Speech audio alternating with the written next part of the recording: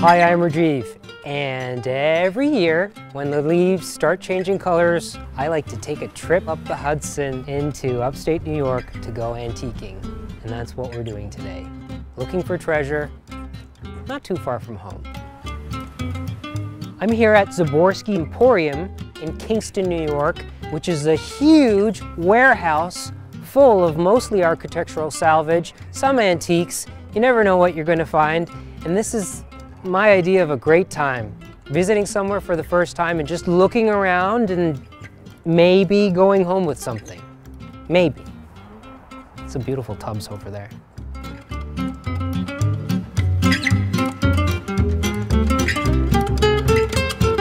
A key thing about doing something like this is your mental approach, because when you walk into a huge warehouse full of stuff, you can very easily be overwhelmed. You don't know where to look, you don't know what to look at, you completely forgot why you're even here.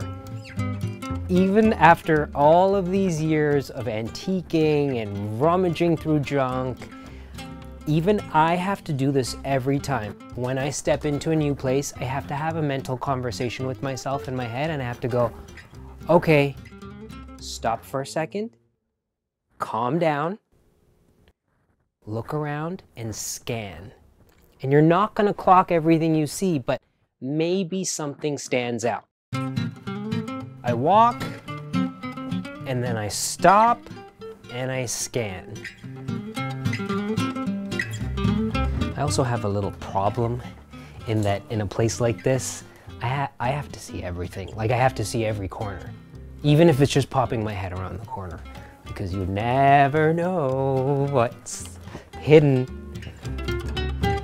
Light fixtures. Changing a light fixture in a room can completely change the look of the room. So I did that in my apartment to most of the rooms. There's one light fixture that needs changing. So I'm always on the lookout for something that's inexpensive, but that I like. And this is the kind of place where you could find something that's perfect for your little space. It's a small change, but it makes such a big difference. Even just changing the shade. Okay. I'm overwhelmed right now. I have never been to a place with a room of old cast iron stoves. Look at this. I'm just overwhelmed in a good way. Look at these cast iron stoves. They come apart in rings like this so that if you have a little pot and you want the flame to touch that little pot, you take out this piece. But if you have a bigger pot, you can take out this piece. Stuff was just, it was made to last. When did we go wrong? When did things start to just become really ugly? Andirons. Do we know what andirons are? These are andirons. They hold the logs in the fireplace. Young people just don't know this stuff anymore. Oh my God, look at this. Look at this detail of the doors. I can't, I'm overwhelmed. An articulating door. Now compare this to a space heater that you plug into the wall that you would buy now. You see why I was born in the wrong time? So it's something that I have been dreaming about since I was a little kid, having a tiny little house in the country by the ocean, an old house, and my dream is that I would outfit it with old things and I would bring all this old stuff back to life and actually use it. So when I visit a place like this and actually see a cast iron stove, I think about it actually being in my house. And the funny thing is when you envision that stuff over and over again, and even say it out loud, life has a way of making that happen. And that's kind of what has happened in my life. When I was a little kid, the question I hated the most was, what do you want to be when you grow up? I was a kid. I didn't want to think about what I wanted to be when I grew up. That was too much pressure. But that pressure made me actually think about it on my own. And the only answer that I could come up with is I just want to stay at home and make things. I want to play house. And the funny thing is that is actually what has ended up happening. That's in the last few years, I've been making a living by playing house. So when I see stuff like this, and it's not really realistic to buy this right now because I have nowhere to put it, I do put it into a file folder in my head. I clock that I found a stove in Kingston, New York, and one day this this might be something that I will be using. There's no harm in dreaming. Do you know what these are? These are grills for vents, for air. Everything was just so beautifully made. This is in my file folder in my head of if I ever have a little house in the country. Every single thing, every doorknob, every air vent, every hinge on every door is pretty. Oh, cast iron. How to restore a cast iron pan. We know how to do that. You can check out that video on this channel. Copper. Okay, let's talk about copper. So copper cookware is really beautiful. It's nice to use because the copper cookware holds its heat evenly. But if you find antique copper and you don't know anything about it, sometimes you look at this and you think, ew, I can't cook in that. You're right, you can't cook in this. This copper cookware is lined with tin, and it has to be lined with tin in order to cook with it. So often when you find antique copper cookware, the tin is gone. It's been worn off. Like you can see on this piece right here, the tin is still here, but there the copper is showing through, and on the bottom you can really see that the copper is showing through here. But you can get this re-tinned. There are places all over America where you can send your copper cookware and they will re-tin the inside, and then it's as good as new. So if you find something you really like that you would like to use at home, you can get it and have it re-tinned. And I've done that a couple times, like my kettle that I love so much, that's not only useful, but it's a beautiful thing sitting on my stove every day. I bought that and I had it re-tinned. And it's a worthwhile investment for something like that, because often these old pieces of copper, they're like sculpture. Just hanging on the wall, they look beautiful. And this is where something that is useful can also become decorative. Something that you're using every day is also really beautiful to look at. Not often the case with things you buy now. Look at this. Beautiful brass bucket. I just got one of these a couple weeks ago, and when I brought the brass bucket home, I threw out the plastic bucket that I've had for years that I used for cleaning the floor. And this is what I like to do. I like to take the thing that I have at home that's just kind of boring and not very pretty to look at, and when I find a version that's really beautiful, I replace it. So this is now my floor cleaning bucket. It's just a thing of beauty. Like look at how nice this looks just sitting on the floor. And the sound it makes, like listen to this sound. And this sound. It's pleasing, it's pleasant. This handle was hand forged and turned. And it's riveted with copper rivets.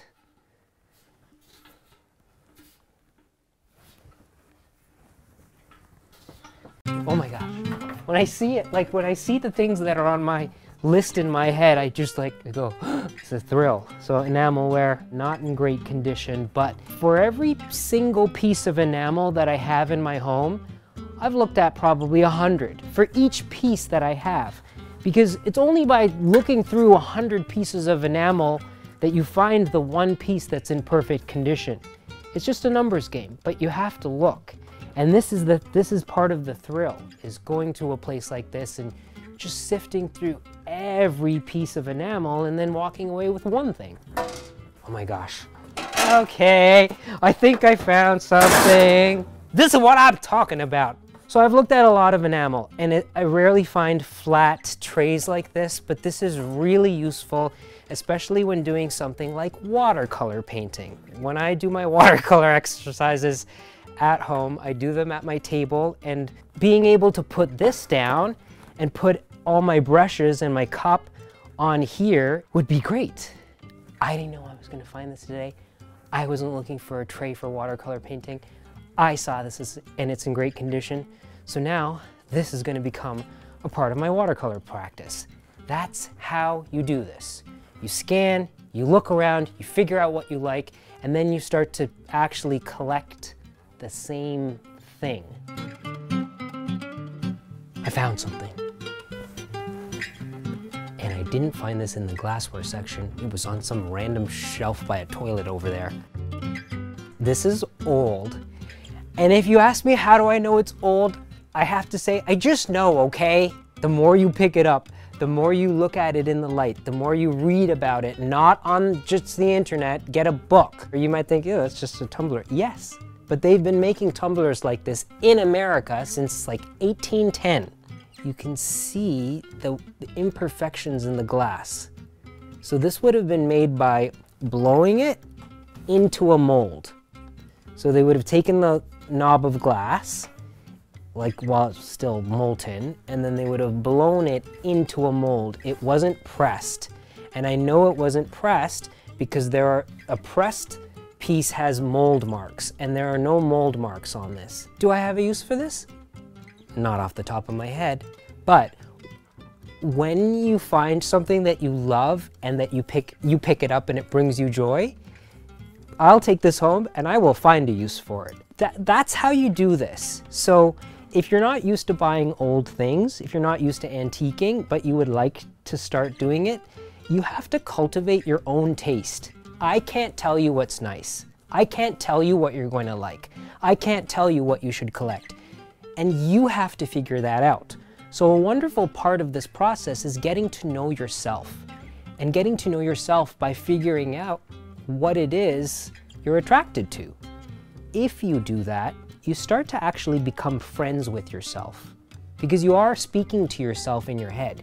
You're looking at this stuff and you're saying, do I like this? And I have to say that my best friend is me. I can spend the whole day by myself without saying a word to anybody else, and I've had a great day because I know myself and I like myself. And the way that I know myself and the way that I've learned to like myself a lot is by talking with myself and figuring out who that person is inside and figuring out what that person likes. So do it. It's a wonderful, wonderful thing to develop with yourself. Getting to know yourself and getting to become friends with yourself. You can do it by doing this, figuring out what you like out of all this old junk.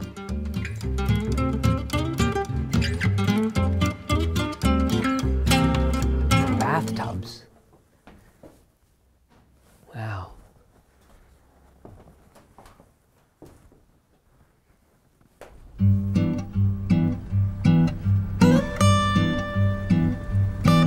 When you're planning a day going antiquing, it's really nice to have a little list.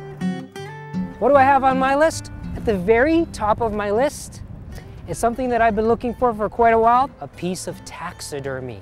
I have this beautiful glass cloche made in France in like the early 1800s, and I need to find something to put inside of it.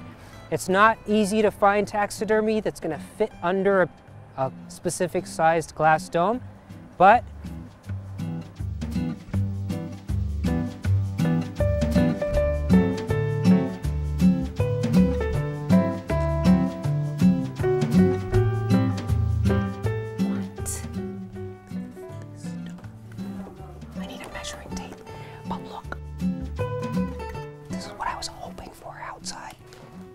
This is what I said. You have to say things out loud and then they happen. I want a nice little house in the country. I want a nice little house in the country. I want a nice little house in the country that I could put that cast iron stove in that I saw today, and a bathtub and 2 sinks. 5.5 by 9.5. Yep, by 19.5. I don't know if this is it. I like it, but I'm gonna keep looking around. Ironstone. This glaze is what you call crazed, C-R-A-Z-E-D. And crazed is when the glaze has cracked all over in very fine crackle. When a glaze crazes like this and you use the thing, the liquid from the food will go through the glaze and it will stain the clay body underneath. And the clay will, the white will discolor. It'll turn usually a light brown color. So that's something to just be aware of. Some people love this look of the crazed glaze.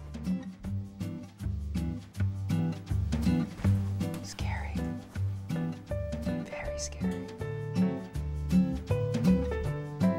This right here, this is called Staffordshire because it was made in Staffordshire, England, late 1700s all the way up until the 1930s and 40s. This is probably from about 1850, between 1840 and 1870. And this was the poor man's Meissen. So all over Europe, if you had a lot of money, you would buy these beautiful porcelain figures, usually made in Germany, that would go on the mantle. But if you couldn't afford that, this was the much cheaper version, made in mass quantity in Staffordshire, often painted by children, very poor children, like at the age of 4, would go to work in these factories and they were treated horribly and they would paint the Staffordshire. I love this stuff because it's kind of hideous, but that's why it's also beautiful to me. We had a bunch of this all over Pioneer Village, and can you guess what this is? I'm going to give you some clues. This would go on the mantle, and there is a hole over here, and there's a little cup at the back of this. Can we guess what this is? This was the poor man's clock. So he would have his pocket watch, and when he came home, he would take his pocket watch out and he would put the pocket watch in here, and then this became a clock while he's at home. Someone that could only afford one pocket watch. That's all, not a pocket watch and a clock. So how do you make the most of this pocket watch? Well, you have one of these, which would not have been that expensive to buy. So I guessed between 1840 to 1870, and then I like to look at the label to see what the vendor thinks. And this says, Staffordshire figure with pocket watch holder circa 1850.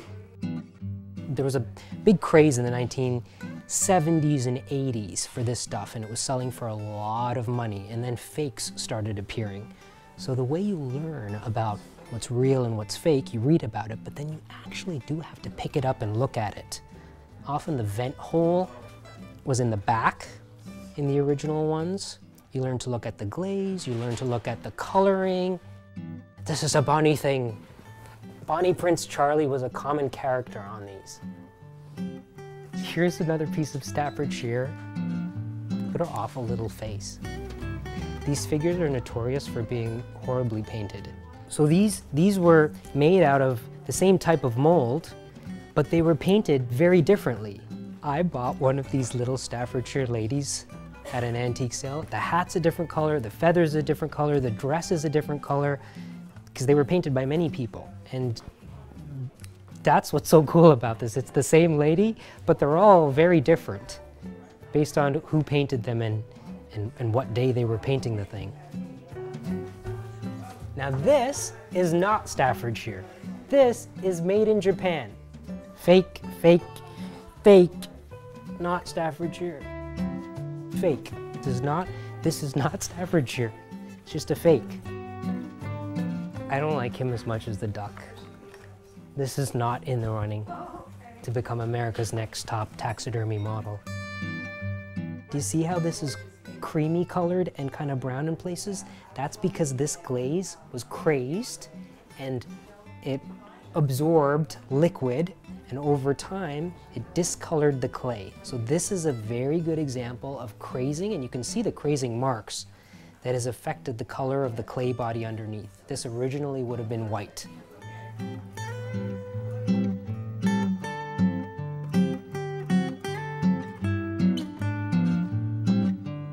This is a hat maker's block. This wooden form is what a milliner would make a hat on. You pull the felt over top of this and pin the felt to the wood. In this fancy case are two flow blue plates. And these, again, made between 1830 to 1850, very popular in England at the time, flow blue, because the blue transfer would be fired with the glaze over top of it so that it ran, that it wasn't crisp. That was the style. I think this style of plate is so pretty. It's kind of classic blue and white, but the flow blue aspect of it is something you don't often see. And when you do see them, they're not cheap. So these plates are $45 each, but the fun thing about this is that you can keep your eyes peeled, and every now and then you find a flow blue plate that is not 45 bucks. So I bought one of these just a few months ago for $5 at a junk shop.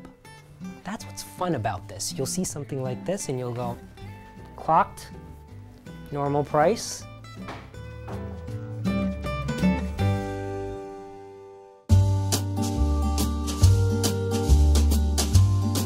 I'm usually very decisive. I'm not an indecisive person, but I don't know about this duck.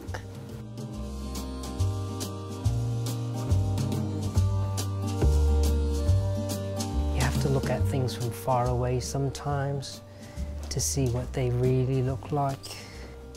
You look at them close and you look at them far away. I wouldn't leave him on this. I would want to take him off and maybe put him on something else. It's wired in place, which is good. So I could easily take him off. Okay, I'm gonna get him.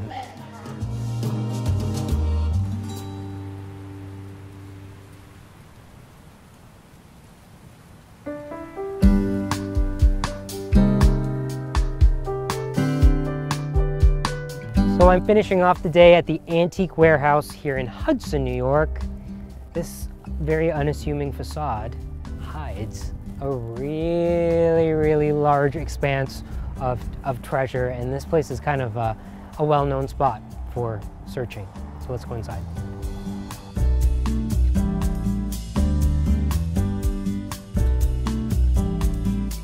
Oh my God. Treadle operated bandsaw. I would rather do the manual work and use something beautiful than use a power tool.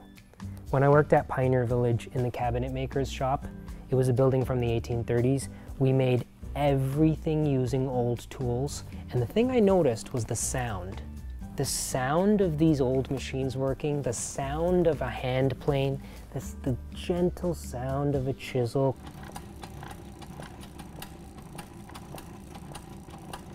That sound compared to the hideous, horrible sound of a power tool just massacring the wood. This is the way it was supposed to be.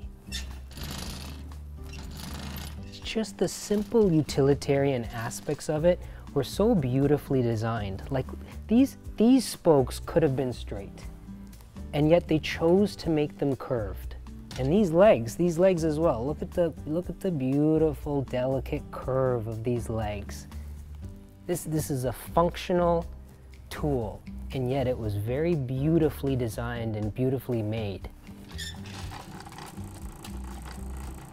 So this would have a drive band that would be connected to this, and this would power this blade. If there was a leather drive band on here, this blade would be going up and down very quickly, and I would be pushing my wood through here.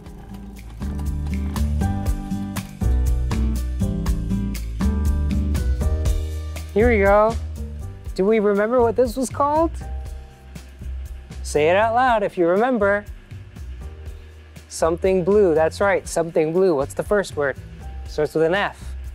No, not that one. That's right, flow blue. Now this has a big crack that has been repaired. This also would have had a lid. And this is what you become familiar with from looking at the stuff over and over, is when something's missing a piece.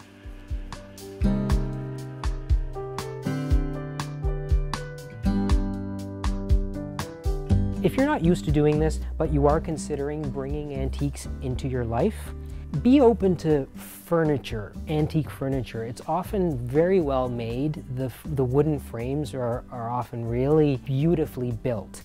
And just keep in mind that you shouldn't judge something based on the fabric that you're seeing. So if I'm looking at this lounge, I'm looking at the shape of this thing, and I'm looking at the wooden parts. This just is a very good example of how this hideous cloth is not what you should be looking at. The shape of this is beautiful. And if this was solidly built, I would consider buying this and recovering it. That's how you should look at something, the shape and how it's built. Because this is the sort of thing that you could take to an upholsterer and pick out a beautiful modern fabric This I think would look great in like a gray wool or a gray woolen tweed. And to have this lounge recovered in a modern fabric, it's something unusual and beautiful.